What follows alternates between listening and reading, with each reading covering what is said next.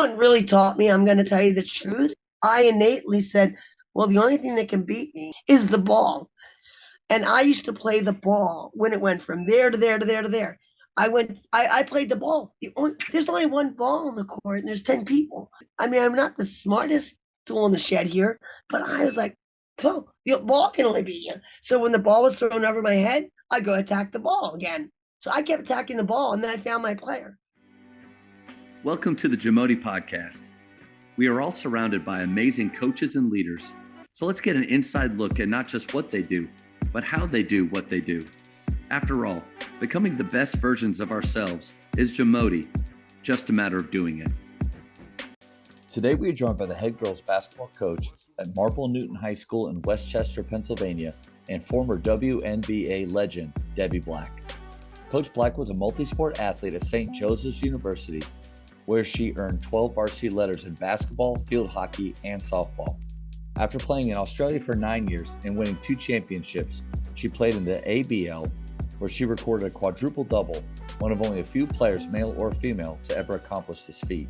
Coach Black was drafted 15th overall by the Utah Stars in the 1999 WNBA draft. She earned the WNBA Defensive Player of the Year award at the age of 35. If you've ever attended a PGC session, then you've watched her defensive pestitude video. And if you're like me, you were never the same again. Several years ago, she was inducted into the PGC Hall of Fame. Before we hear from Coach, take a moment to subscribe to our podcast and follow us on social media at Jamodi Podcast. My history with PGC and why this is just such an honor to get to talk with you is I was a grad back in high school, so with Dick DeVenzio in the late 90s. And then mid 2000s, I started high school coaching and I got an email. And this is back when like people were starting to use emails to send, business stuff. But yeah, it wasn't just for people talking. Zooming is not my thing. Well, and so I get this email from Point Guard College. I'm like, wow, it's still around. That's awesome. And I wrote back and I was like, hey, I'm a grad. I would love to see how you guys are doing stuff. I got invited to Snaps and kind of their first Snap celebration. You actually went to the Point Guard College? I was, 2-time grad, and I give the curriculum, and then also I give Dick DeVenzio a lot of credit for helping. Yeah, he was after Dina, right? So Dick started it, and then Dina Evans. That's right. Am I right? Yeah, it was. Yeah, so it's basically Dick was the founder.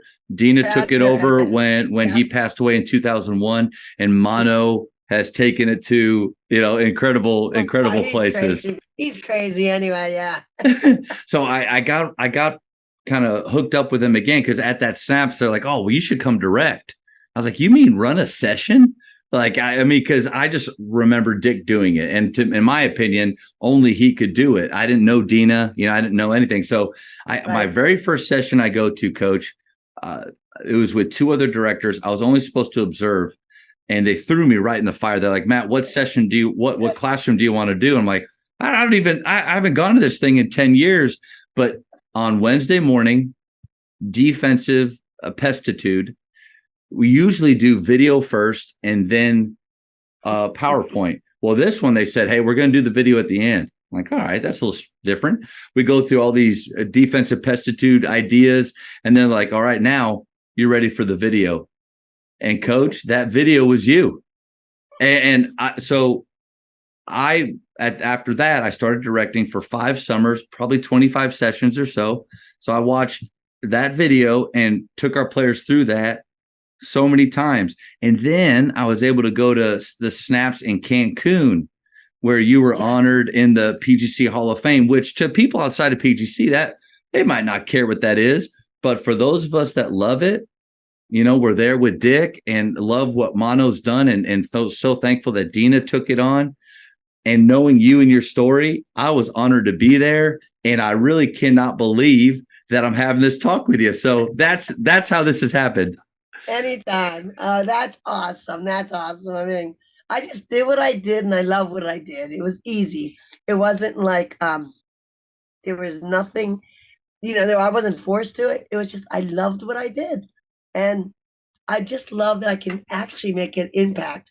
And it's funny because at Point Guard College, and I say this all the time, I still get letters from people from Point Guard College because they watch my video Yeah. and they're inspired by me. That's all I care about. And I didn't even think I did anything weirdly special. Even when I look at myself, I all I did was play hard. I didn't know what else. I couldn't shoot, really. I mean, let's face it.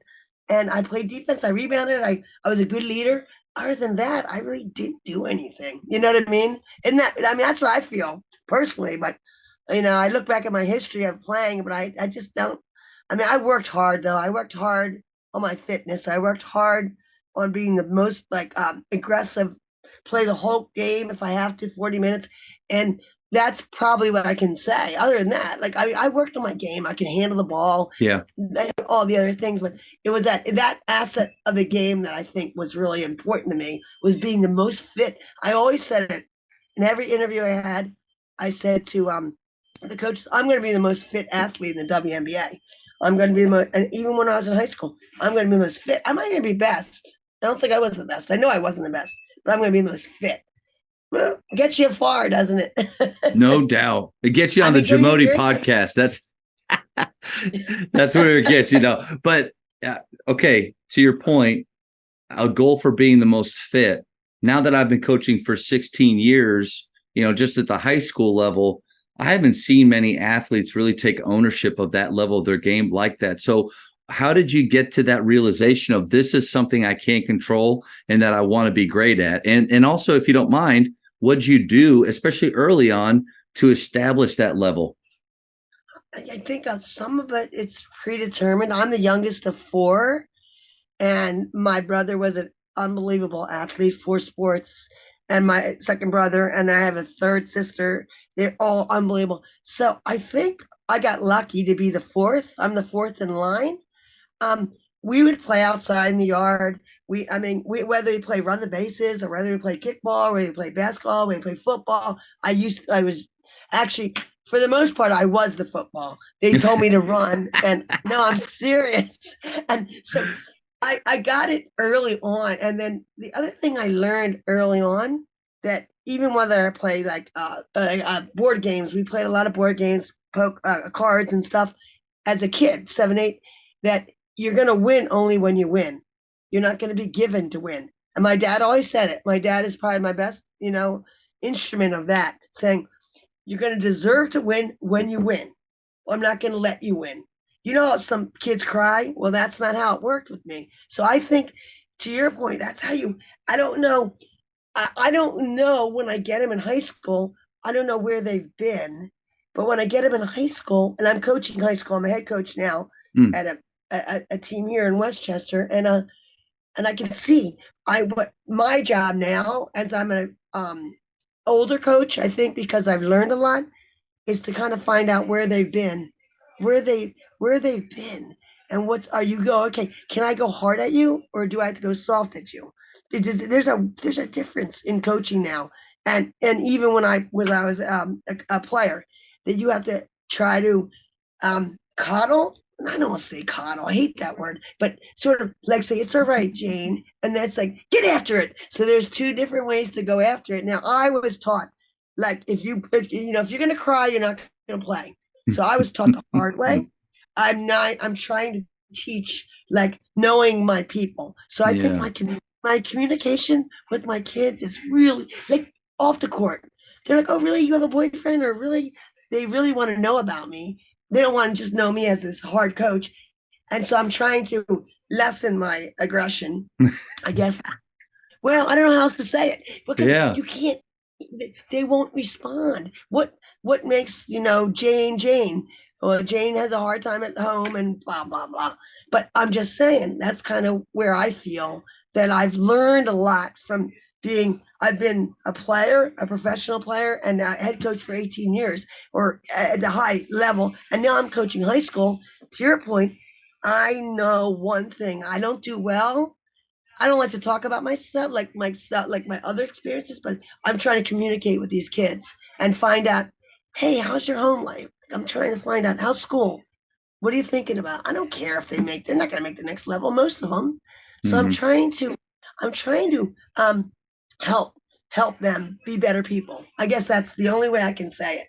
That's great. And I love the idea of meeting our players where they are, but we can't meet them where they are if we don't know their stories and if we don't know what they're coming from. Because I think a huge error that I made early on was I wasn't the player on the men's side. I didn't get to be the player that you were on the women's side.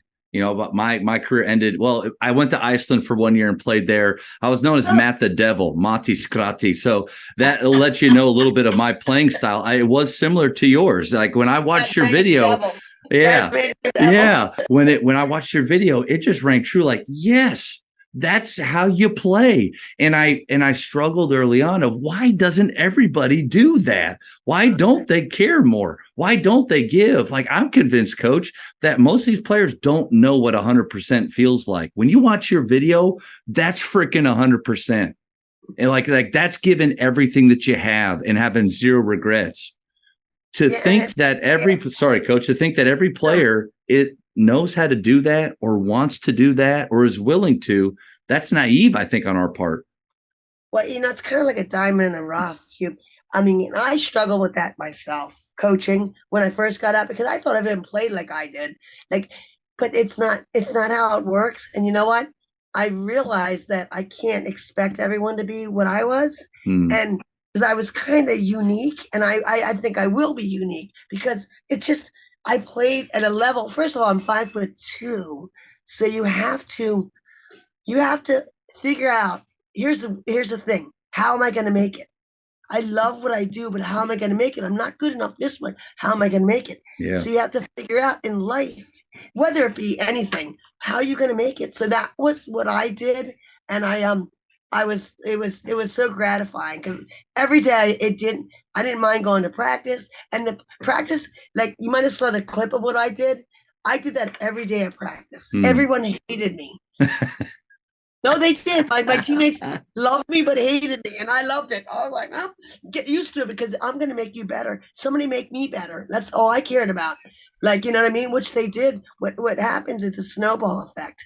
If you can get them to make someone better. And that's kind of what I'm trying to do with my high school teams. But let me tell you, it's not as easy as it was. When a coach told me to run through the wall, I actually would if he told me to.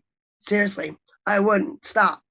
That's what he said. It doesn't really happen that way now. So now we have to figure out what motivates these kids outside of their little boxes and their iPhones.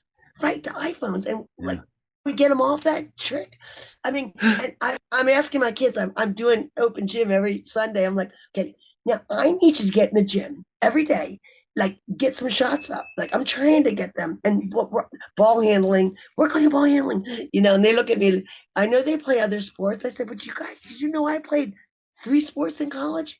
They're like, what? And 3 sports? I said, oh, you have 12 letters. Somebody said, what's 12 letters? The other day, just Sunday, I was like, that means I have 4 in field hockey, 4 in basketball, and 4 in softball. Wow, I didn't know that. Wow. At St. Joe's.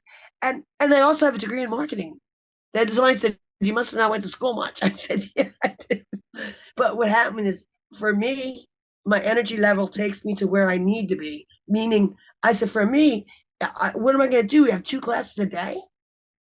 I need structure. I said, everyone needs whatever they need in life. And so I was trying to explain this. So right now, my journey at my life is, how can I help these kids? And I don't care what they do. I just want them to be successful in whatever the next thing they do, and enjoy the game.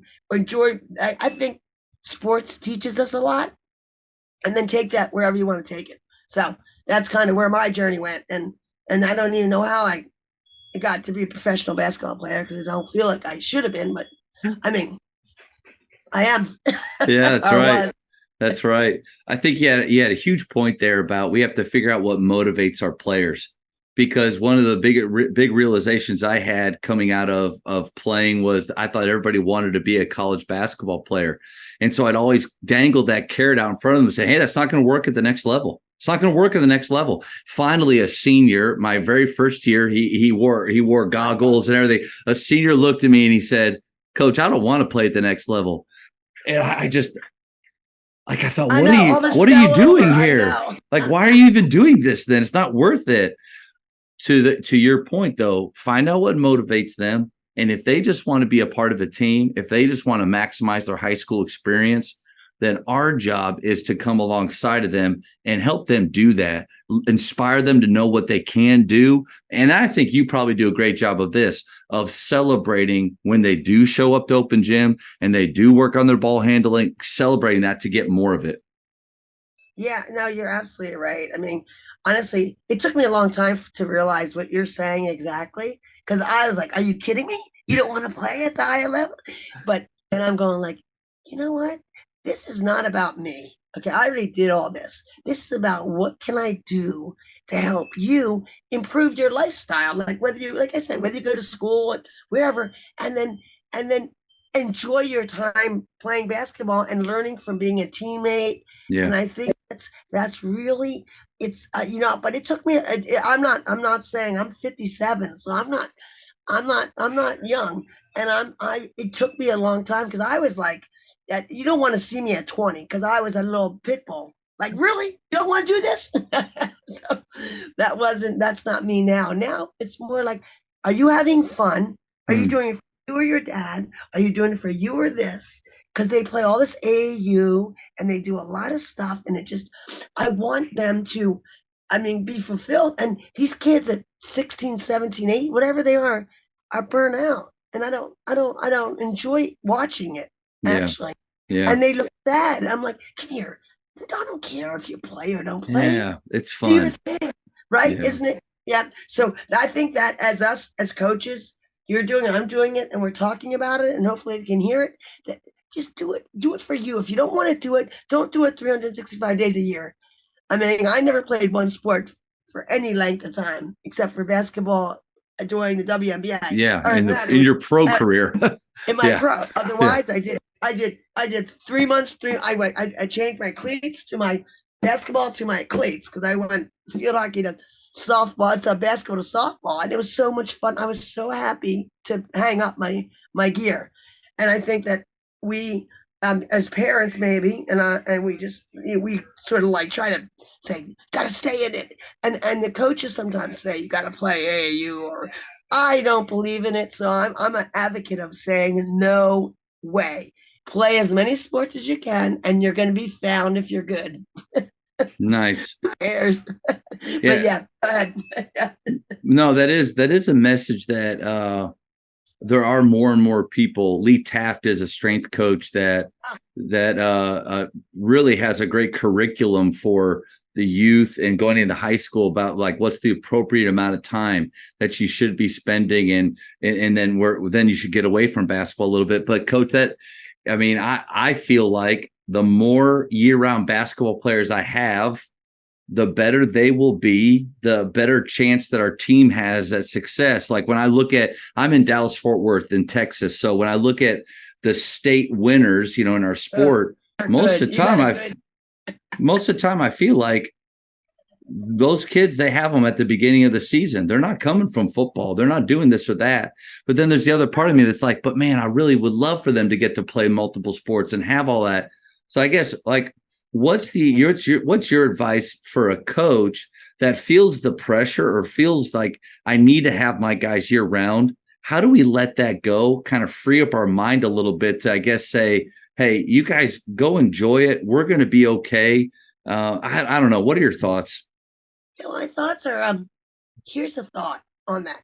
First of all, I've had I retired at 40 and I never missed a game and played a lot of sports, 3 sports in high school, 3. And I think what happens in this area is I'm not like less ACL injuries, less injuries because of the fact that you're like field hockey, you have to be low and your butt's down. You're working different muscles. So I think what happens is we're overstraining our muscles in one sport. So I think my theory is, and then you're enjoying it. So like I said, you hang up that cleat, you put that on. So I think my advice is I have no problem with it. And then okay, Susie can't get to practice today. Well, okay, Susie, you're going to put some shots up, right? I don't think, but she's also running. She's also working. She's playing soccer or whatever they play. But I just think that the more muscles you use in different sports, the less chance you have for injury. Mm.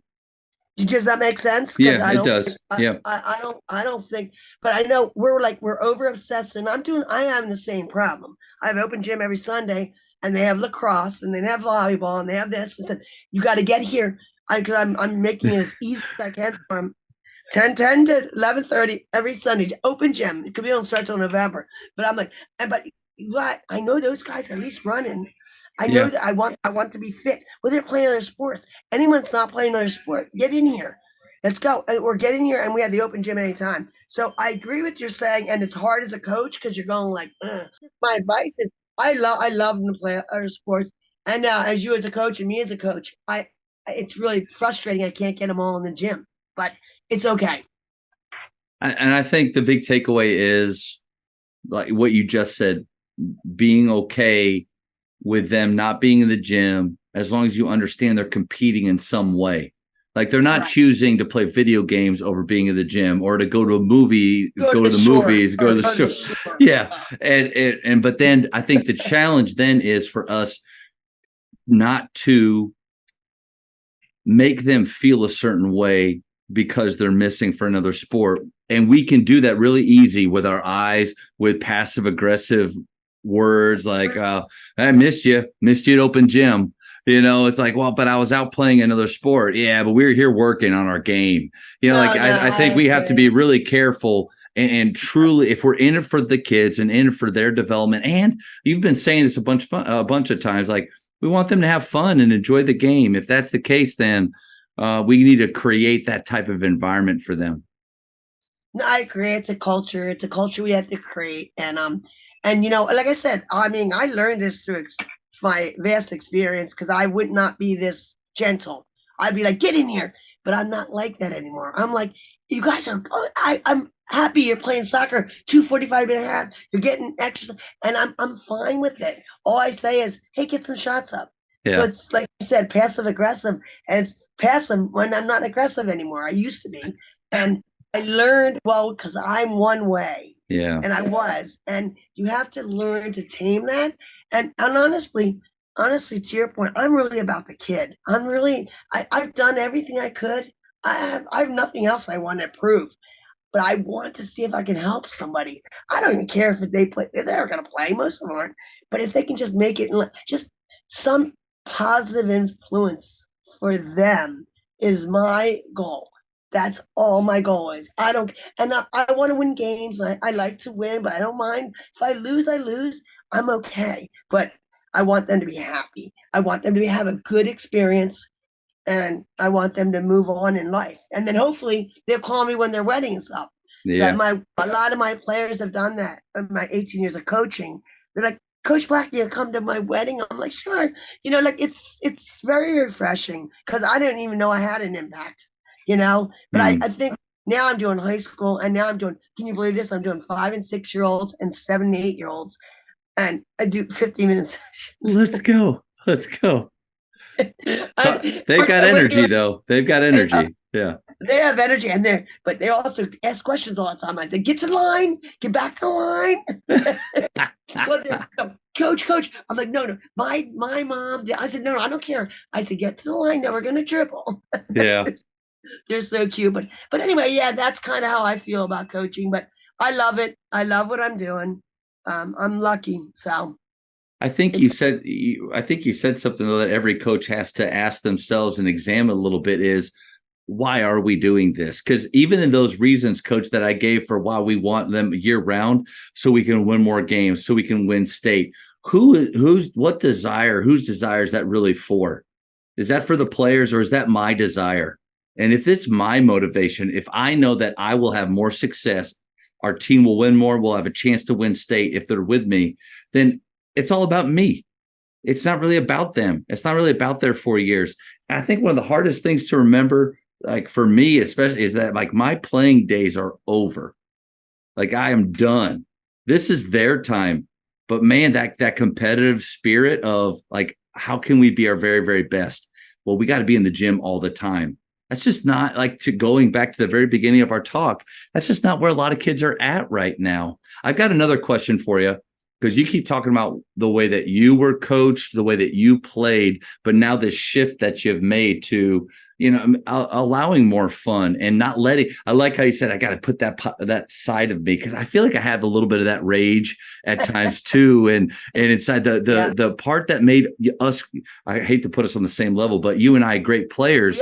Yeah. No. It's hard, because not a lot of guys in my 17 years, I haven't really coached anybody like that. There's been a couple that were close.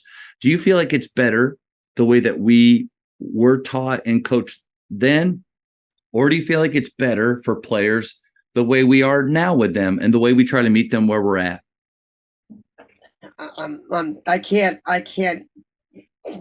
I really can't say anything except for it was better the way I was coached. It was the better way I was taught. It was the better way that like I feel personally. It was better that way. I can't coach like that anymore. I can't talk like that anymore. I can't go at a kid like that anymore. And I mean, my dad was like, my mom and dad, like, go outside and go play with the boys. If you get, you don't come in and cry. I can't do that. So it's really. That's going to be a parent email. You're going to get a parent email real quick. Yeah. Oh yeah, I will. I'm just saying, you stop calling your kids. Okay, and then I have a real problem with this, and I may be politically wrong, but I watch games, I have my lonely, and the kids fall down on the field, and the parents run out. They're all right. Yeah, they're okay, and it's. So the question, your answer is, or your answer your question is, no. I wanted to be coached like I was. I was coached to be tough. And if anyone asks me one thing, and I do a lot of camps and clinics, how did you get so aggressive? I say, because I have two older brothers. I have a father that was, played with me, and my sister, and we weren't allowed to cry. If you were to cry and come home, come inside, you were just get out there and play. So we had a system in our thought process of toughen it out. Now, of course, if I broke my leg, I'm talking about, there's a difference between injury and hurt. And I think that I would like to coach differently. And I try to do it a little bit, but if I say, get up, you're fine, it doesn't go well. So I know the protocol of this culture right now. So get up, you're fine. That's not how it works. Oh, are you all right? That's how I got to pause. We got to pause. Can they stand up? Can they stand up on their own? Okay, you're up. You're fine. You're good. You're good. Yeah, well, I have one time. I remember, and this is I remember I told my brother or sister, and I'm the youngest. I said, Bill, if I get down on the floor and I don't get up, I better broke my leg, because I'd be embarrassed to get off the court and come back on. That was my thinking. Yeah. So my thinking and the thinking of this generation is different. And here's what I decided in my life. I have to go with their generation and try to know the kid. What am I going to do? Yeah. I mean, I can't change their thought process. I learned that at 7. I learned that at 8. I learned that at 9. And I learned it my whole life. I was like, I never really got off the court. Yeah. And because I could have black eyes, I could bloody nose. I broke my nose 9 times. So what do you do? 9.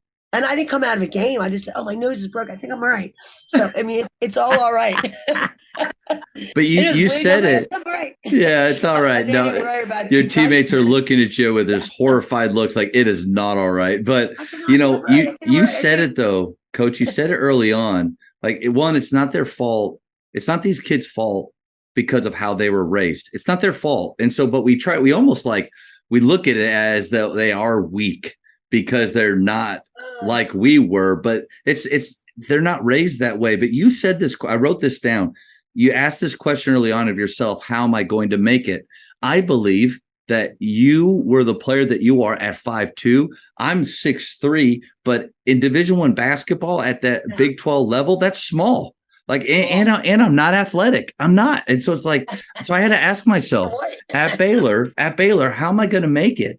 Well, Yeah. he's quicker than me and he shoots it better and he's 5 inches bigger. Well, I've got to be the crazy guy, the one that does up his body. I was Mr. Hustle 2 years in a row. At the time, I didn't Oh, think it was a really? big deal. Oh, that's But awesome. but like now, kind of knowing you, watching you, and really realizing that it's a lot more rare than I thought it was. Like I actually thought Mr. Hustle was the award you got when, well, what can we give Matt?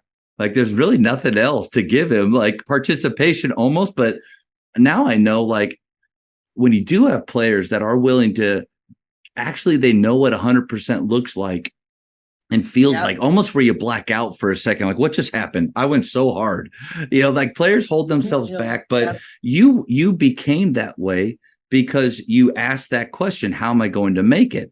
I don't think a lot of players ask that these days.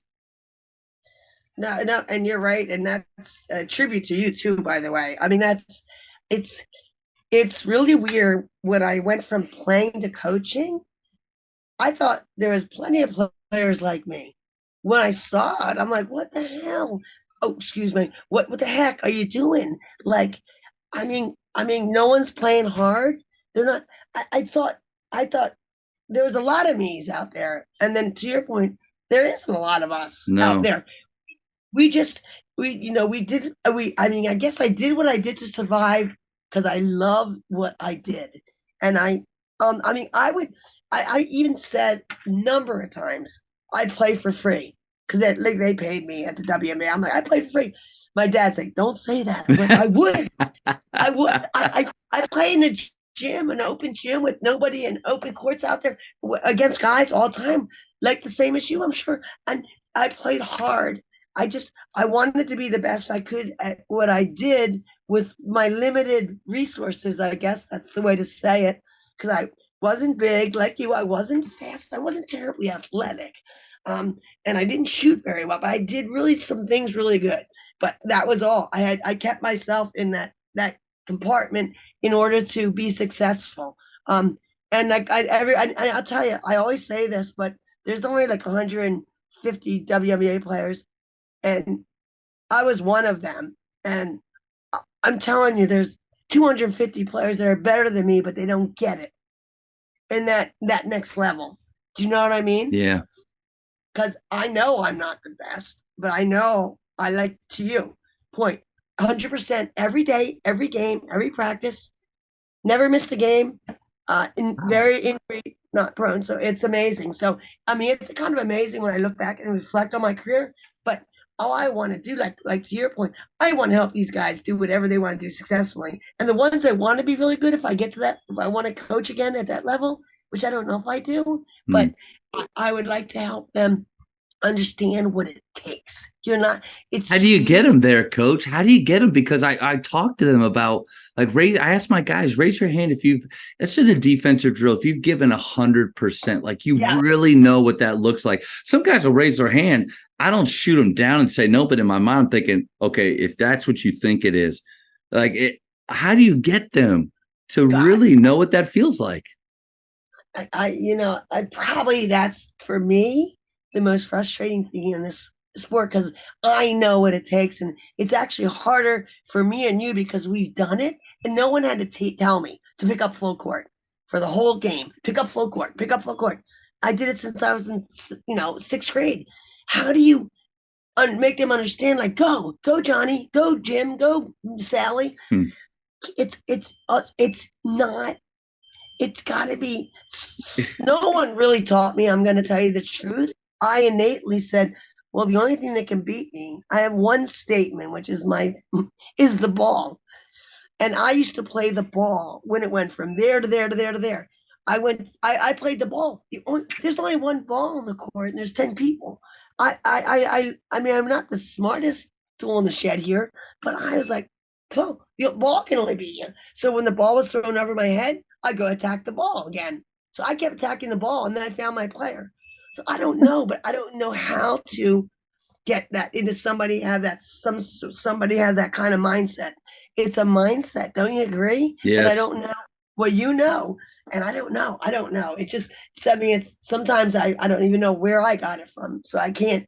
That's why I'm not the greatest defensive coach because I just did it. they can't figure it out, and I don't. And you gotta want. So the ball goes over there, and then they sag, and they don't Yeah. even care. Yeah. Not you and me. Sounds like I didn't see you play, but it sounds like I you do was this. not I was not to your level. And just to, I mean, for those coaches that listen to this are like, they keep talking about this video. What do you mean? I think it's on YouTube now. It used to be like the best kept secret in the world, back when I was directing and stuff. But coach, I thought that I played hard. I really did until I watched your video. And here's the deal, like and to your point, those were just a few clips of a few games. To Games. do that over the course of a career and things, like I can understand why your teammates, you must have been exhausting, like just to always be bouncing, always ready. And Well, the easy and thing with that though is you're such a. It's easy to be a leader. They're yes, seeing me do it over, not just in a game, but practice. They see me do it. I would run like 5 miles to practice. yeah, They knew I was psycho, which I was, and I would do it over and over again. And so the only way you can get earn respect in anything, whether you're in a corporate business or you're in is to show them that you're going to be a leader. yeah. I mean, they knew, and so it was easy for me. I mean, and honestly, it was my passion. And if you have a passion for something, it's easy. I mean, honestly, it was. It was a lot of work, but it was easy. Whether I was in Australia for 9 years, which I was, and then coming to WNBA for I was. It didn't matter to me. It was, it's been most difficult for me. Easy for me to be a player. Very difficult for me to be a coach. Mm, And I continue to fine tune that. The reason I say is because I'm not on the court, yeah. and I need to find a way. I don't want them to be me. They don't have to be me, but I want to drive them to be something, anything, and make them feel good about themselves. Like, okay, come on, Sam, you can. I have a girl named Sam. You can rebound. You're big and strong. Like I have to find, and I'm really. That's my next level in my book here. Is I that right? appreciate you sharing that though, because there are a lot of coaches that had good playing careers and they easily make that transition. I think rarely or sometimes you hear of some coaches that struggle to go from playing to coaching, but you don't hear a lot of people talk about it. And I felt early on one of my biggest struggles was seeing the game through my eyes as a Yes. player. Like I'm standing there watching, and I would even make comments like, "Golly, I wouldn't have done that," or I would think in Yeah, my head, "I could do how that dumb is better. that? I could do that better right now." Like I Now, would think that, but there's a danger in that. Like again, going back to the very beginning, meeting them where they are. They aren't us, and we can't project what we think that they should be, based on what we did. And one thing I was trying to diagnose where maybe your style of play came from the abbreviate or the lesser style that I tried to have like you. But I think fear of failure is a term that is like it's shunned. Like never feel fear failure. Fail. You're not going to fail or don't like, here's my deal. I think you need to have a healthy fear of failure. The reason I played so hard in college because I knew I wasn't going to get to play if I didn't. Like, there was this fear of if I don't do this, because in high school, I didn't have to do that. The game was pretty easy. I offensively could do what I want and everything. I got to a level that was athletically probably a little too high and the guys were just too good, but a healthy fear of failure. So like in this society where everybody gets a ribbon, everybody gets a trophy, no one's a failure, everybody's a winner. I think that healthy fear, I don't want people to be afraid of losing because afraid of losing will keep you from trying. But a healthy fear of I have to give my very, very best or else I'm not going to win. I'm not going to get a spot. I feel like that drove me for a long time. no, it's a really good point, and it resonates into something that happened to me. I was in Australia for 9 years, won 2 national championships, and my brother sent me a letter about the it was the ABL at the time, and he said you should try out. And I dismissed it because I was sort of a big fish in a small pond in Tasmania, Hmm. and and I said, so I just kind of left it. I left it on the side of my desk, and I didn't look at it. And then one day I woke up in some weird whatever and said, I know why you're not going home. Because they would be home. I'd be home. I was afraid of that I wouldn't make it. There were 660 people trying out, and we went to Georgia. So long story short, it was $300 or something to go. I get on a plane from Tadsy to Georgia, which is not a small trip.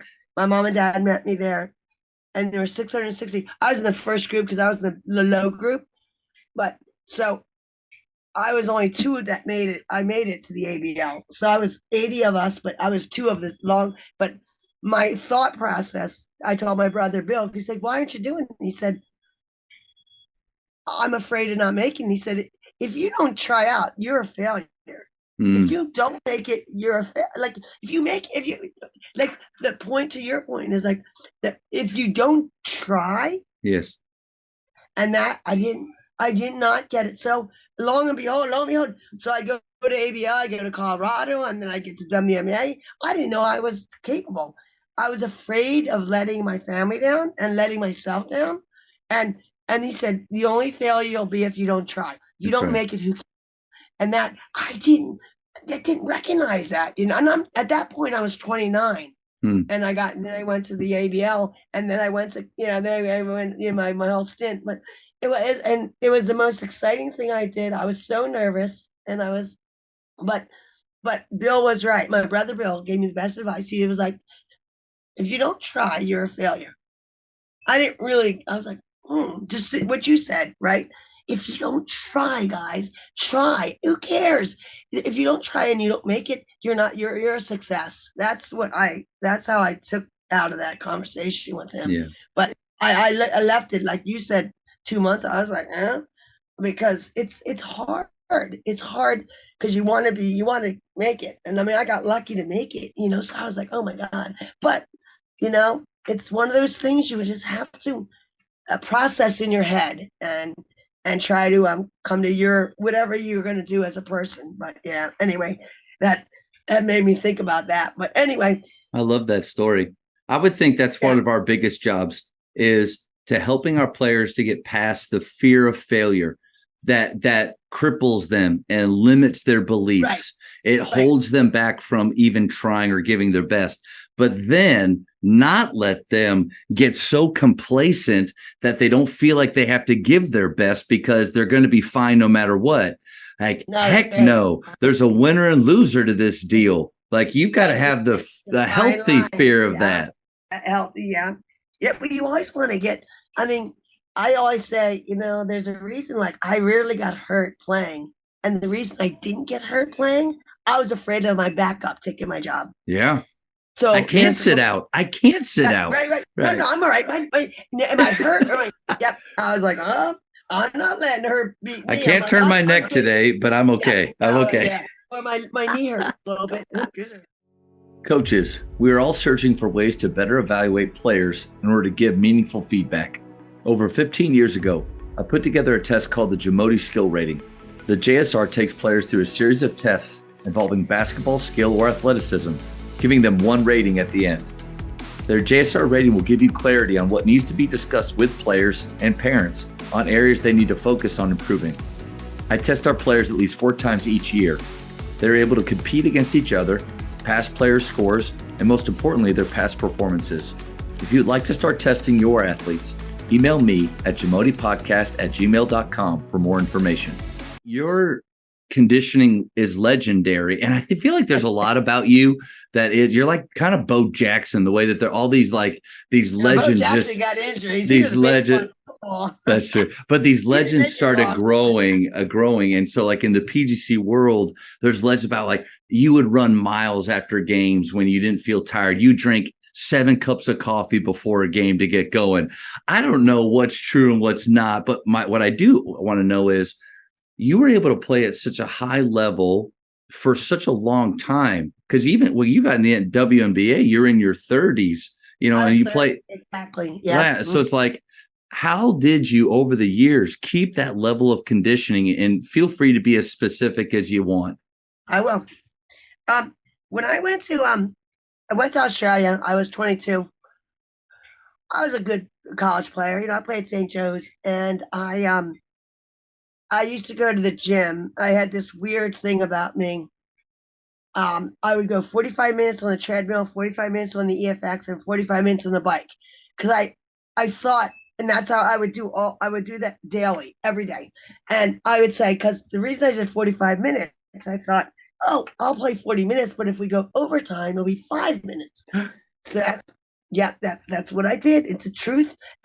Everyone thought I was crazy, but I could do it. I could maintain it, and you just kind of get into you. But it had to be 45 minutes because my thought was 40 minutes plus 5 minutes overtime. So I did that every day. I would run to practice, which was 5 miles. It was a conscious thought process of. I mean, I think some part of this is, I was a 22-year-old kid. I wasn't chunky, but I felt chunky. So I wanted to also do that. So I mean, a little bit of diet and exercise. I think. I know, seriously. I mean, I'm just saying. I thought you were pretty ripped when I saw those videos. Oh, You're yeah. pretty ripped at that point, but Well, I never. The irony of that is you're right, but until I got to Australia, I never did weights. We didn't do weights at St. Joe's. It wasn't in the 1980, what I graduated in 87, no, 89. We didn't have weights. So I learned how to do weights. And I kind of learned my body kind of completely changed. It completely changed. I'm not saying I was chunky, but I was a little thick kid. I was a thick kid. I was an athlete. I'm a girl from Minnesota, so you're kind of thick. I was born in New Ulm, Minnesota, and I was but I couldn't believe how I changed. But I had this routine of 45 on each machine, and that was for one session. It wasn't just one day. I do 45, 45, 45, 40. So, I mean, and this is a little obsessive. I know this is, and then I go to sauna. I love the sauna. Still love the sauna. Great for recovery right there. Because I was trying to think of overtraining is something that everybody's terrified of doing. I feel like hardly anybody actually gets close to the point where they're really going to be overtraining. Like my guys are I had to practice and then I had to go do this. Okay, there's a lot more that you could do before you're overtraining. But coach, you're doing 3 different machines. You're doing 3 different muscles, and then after practice, after we had practice, it wasn't a hard practice. We had a practice gym. Yeah. I go play pickup for 2 hours. Yeah. And I played flag football. I mean, I did. Is it 7 cups of coffee? Is that true? 7 cups of coffee before games? Well, I not say 7, but everyone says that because of my hyper energy. No, I just have this unbelievable energy. But I used to ski during the season. I can ski. Yeah, and Coach Watts would be like, "Did you go skiing today?" I said, "Yeah, I didn't get hurt. No, I didn't get hurt. I didn't get hurt. No, I didn't get hurt." But I'd say 3 to 4. I love my coffee in the morning. Other than that, no. I just I was a psycho, and I think everyone knew that about me, and I think that actually helped my WNBA career because everyone thought I was crazy, and I wasn't gonna be afraid to get hit. See, I could get hit. I got stitches. I love that about watching your video, the fearlessness that you played with. And you watch it, and again, it's like you're almost awestruck because you don't see people play like that very often. And one of the biggest reasons is it's hard. It takes a lot. But the word you've said it a few times, and I think it resonates with watching you play, and I can hear it still in your voice, is passion. When you love what you're doing, man, you're able to push farther than you thought you could. That's a great statement. I mean, if you are passionate and you believe in yourself or whatever, if you can push farther than you can, you don't even know. We don't know what we can do until we know what we can do. Does that make sense? Yep.